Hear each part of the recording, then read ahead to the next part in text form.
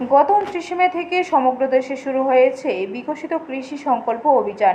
এতে দেশের 700টি জেলার প্রায় 2000টিরও বেশি বৈজ্ঞানিক দলের প্রতিনিধিদের দ্বারা প্রায় 1.5 কোটি কৃষকের সাথে সরাসরি যোগাযোগ করার লক্ষ্যমাত্রা নেওয়া হয়েছে, যার মাধ্যমে কৃষক এবং কৃষির স্বার্থে কৃষকদের সরাসরি দেওয়া হচ্ছে হাতে কলমে বিভিন্ন উন্নত মানের আধুনিক কৃষি পদ্ধতি এবং জৈব কীটনাশক প্রক্রিয়াকরণের প্রশিক্ষণ। সমগ্র রাজ্য জুড়ে চলছে এই বিশেষ অভিযান।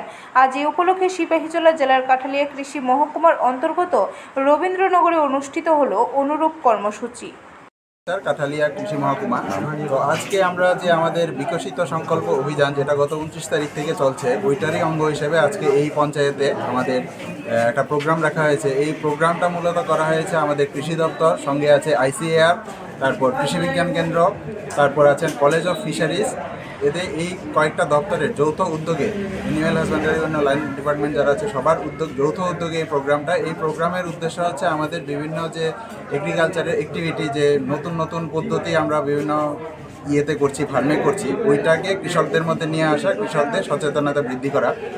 ব্যুরো রিপোর্ট, খবর ত্রিপুরা।